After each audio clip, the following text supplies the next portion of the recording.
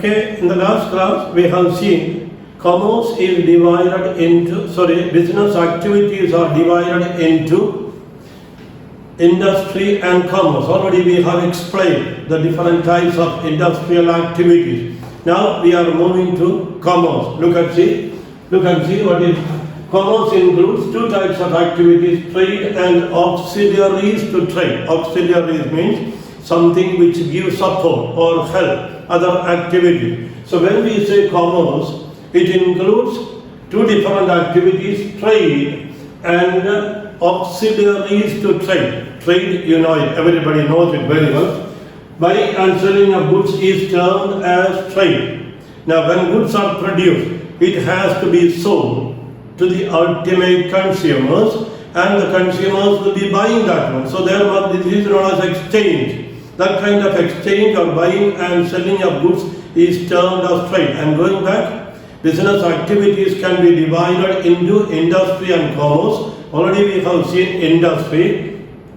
Now, commerce includes two types of activities: trade and auxiliaries to trade. First we will take the trade. What do you mean by trade? Trade you have studied in your class 9, 10, etc. Also, trade, buying and selling of goods is termed as a trade, or exchanging of goods. That is also known as buying and selling. In order to facilitate trade, a lot of activities are required. Now, if you want to exchange the goods, I said trade means exchange or buying and selling of goods.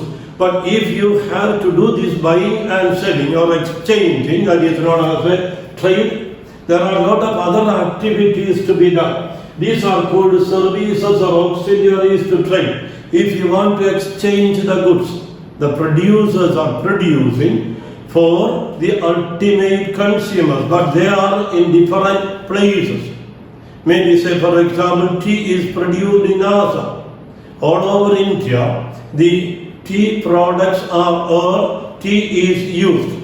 So it is not possible for the producer to go to each and every consumer or the customer and distribute that one. So there must be some supporting activities which will take the products produced in the factories to the ultimate consumer. That is what we are talking about. In order to facilitate trade, that means exchange of goods and services, a lot of activities are required. These are called, these activities which support or help the buying and selling is known as auxiliaries to trade. It includes, look at that one, transport, banking, insurance, communication, advertisement, packaging and warehousing. So there are different supporting activities without the help of this one. Simple example, as I told you, tea is produced in Assam. But it is required. People all over India, all over the world, tea is used. I am talking about India. In India, tea is used, produced in Assam. It has to be taken all over India. All of us cannot go to Assam and buy that one. I cannot go to Assam just to buy half a kg or 1 kg tea. So it has to be brought to me. Then only I will be able to, the customers or consumers will be able to buy that one. So there are different facilities required, supporting activities required, like transporting. Very simple. Tea produced in Assam is transported to all over India so that it will come near to me, near to my town or near to my house so that I can buy. Then banking. In order to do the activities, as we know, finance is required, insurance is required, communication, advertisement, packaging and warehousing. All these we are going to see in detail about all these. So all these activities like transport, banking, insurance, etc. are known as auxiliaries to trade. Commerce therefore includes both trade as well as auxiliaries to trade. Already we have seen that one.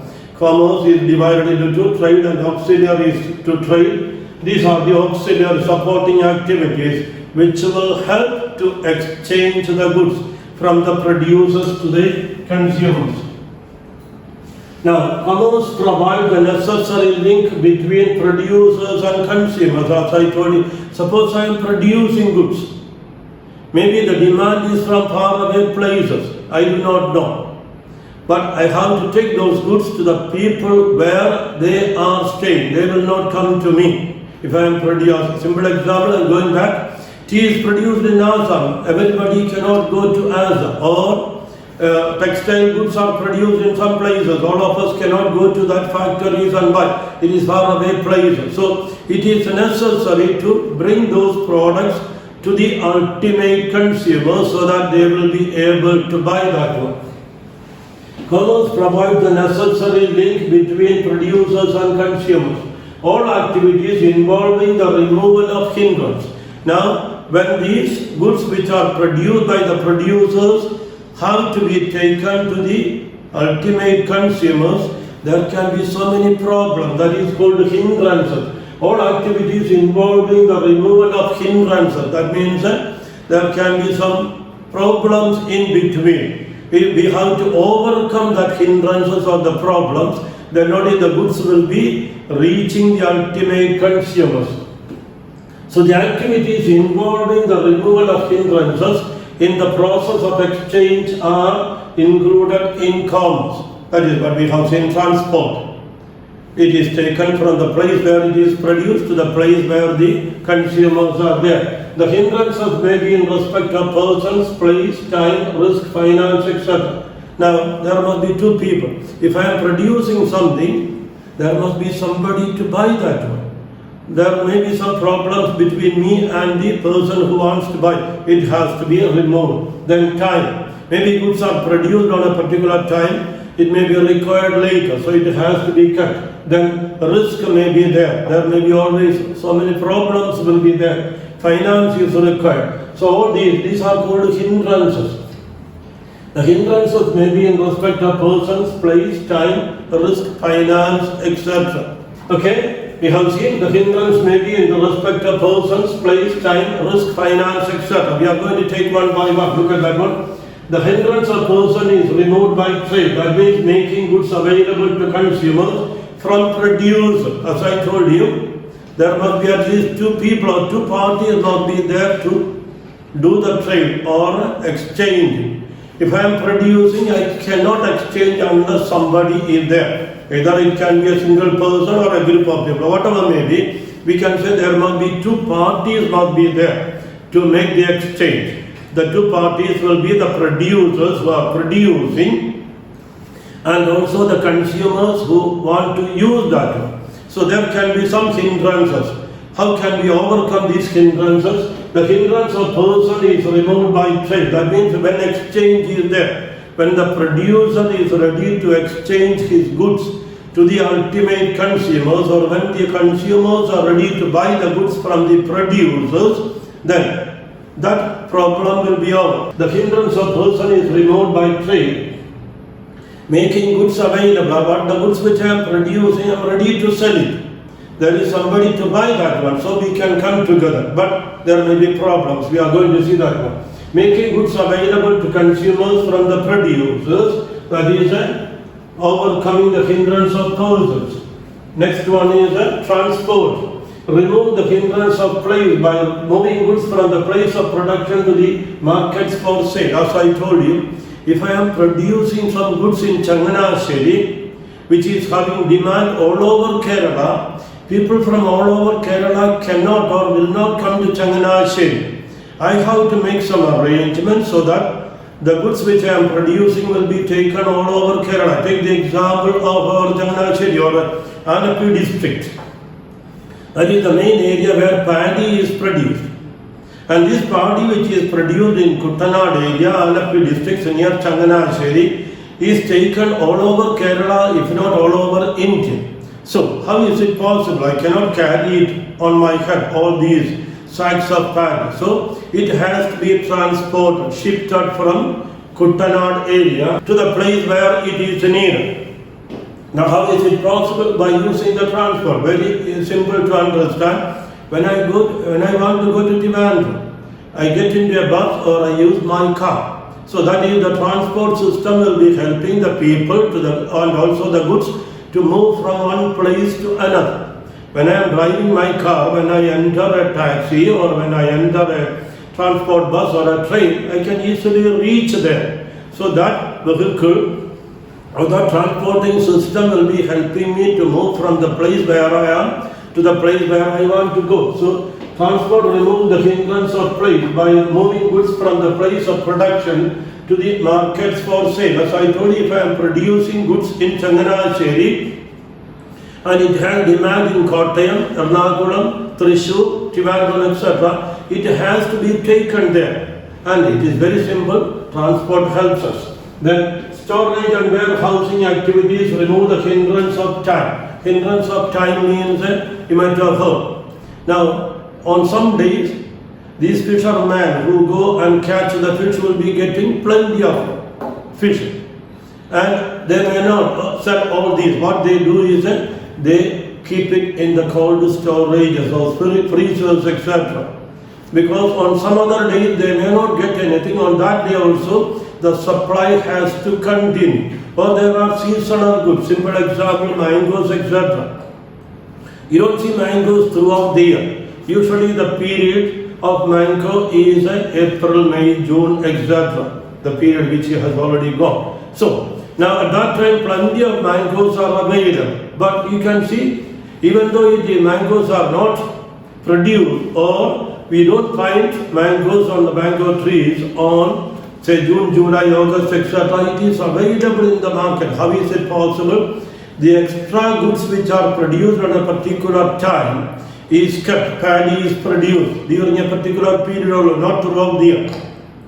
But we eat rice every day, that is a necessary food for all of us. How is it possible? The extra food items produced or any item that is produced during a particular period will be kept in storage. Storage and warehousing, where godowns, you might have heard about. Warehouse means places where goods are stored. So, storage and warehousing activities remove the hindrance of time. That means what is produced now will be used later, even though it is not produced, as I told you, paddy is produced only during a particular month, not throughout the year. But we get rice every day only because these storage facilities or warehousing facilities, extra goods which are produced will be kept in the warehouse. Whenever it is needed, it will be brought to the market. So, it will be available throughout the year. That is, it is removing the hindrance of time. Even when it is not produced, even though it is not the season,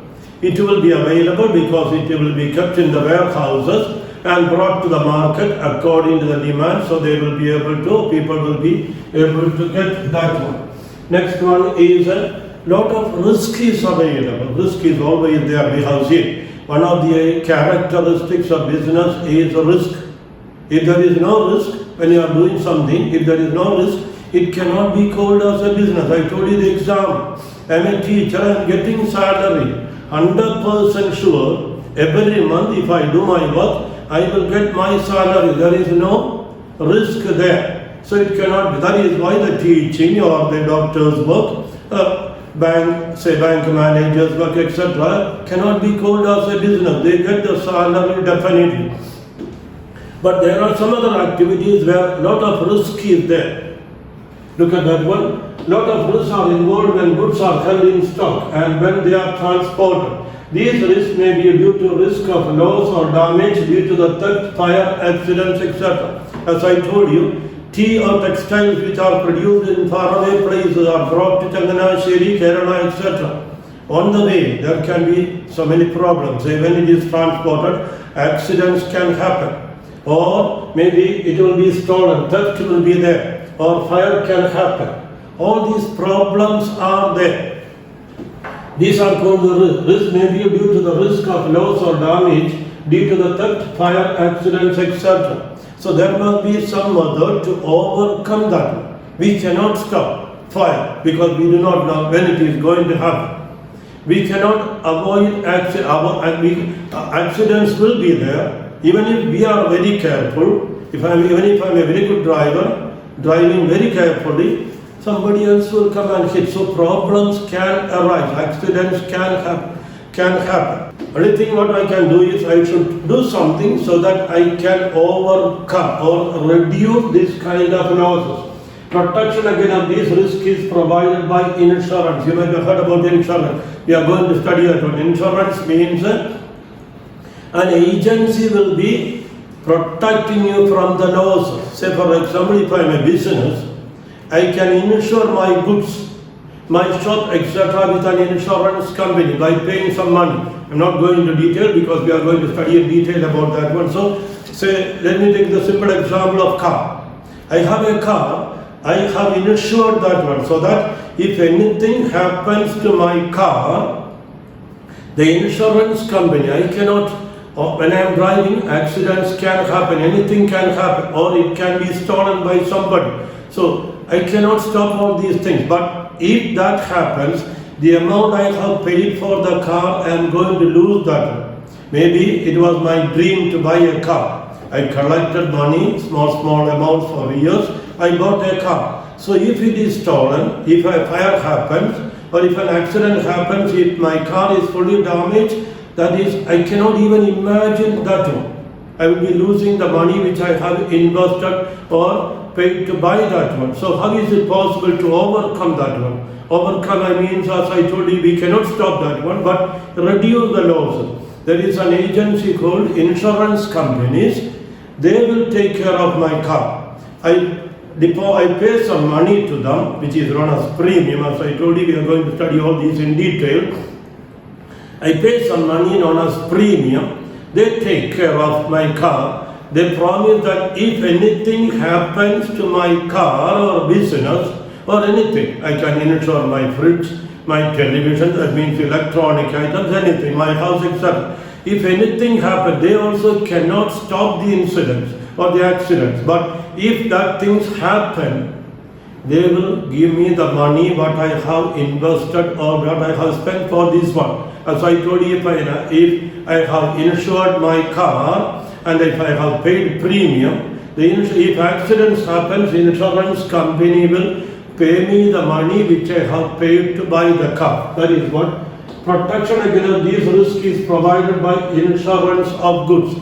The next one is capital is required to undertake the above activities. As you know, when you want to do any business activities, one of the most important thing is capital. Maybe I am very much interested in doing the business, but if I don't have the capital, I cannot do anything. So capital is required. Maybe I have some money that may not be enough to do the business, then I should get money from somebody. We are going to see that one. Capital required to undertake the above activities, it is provided by banking and financing institution. Maybe if you ask your parents, if your father is a businessman, he might tell you. If he is doing the business by investing some money, whenever he requires more money to be invested, your father may be going to the bank and taking loan, or some financial agencies are there who will be providing money. So, capital, one of the most important things for the business, is required to undertake the above activities. It is provided by banking and financing institutions. So, even if I produce goods and keep it with me, there is no use. I have to sell it. For selling that one, information has to be given to the people. Then only they will come to know that the goods are available with me. So that is possible through the advertisement. Every day you are reading newspaper, you are watching television, you can see a lot of advertisements are there. What is the use of it? The people who are doing the business or producing something or doing some services like banks, transporting, etc., they are telling the people that they are providing this kind of goods and services. Anybody who is interested can come and get it from them. Advertising makes it possible for producers and traders to inform consumers about the goods and services available in the market. So information is given. Through the advertisement, informations are given so that people will come to know about where it is available. Suppose I am looking for say a particular item.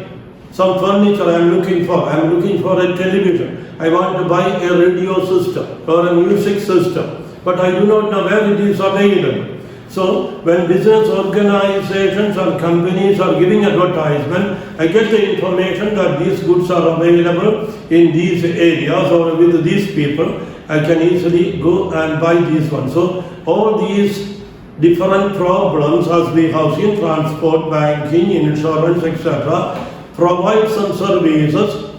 That is why to do the business activities very well, that is why it is known as a auxiliaries to trade. So this helps to overcome the difficulties which are there for exchanging of goods from the producers to the consumers. Okay, I hope you have understood what I have explained. Go through it, listen to it. If you have any doubt, you can ask me when I come to the online class. Thank you very much. Thank you for listening.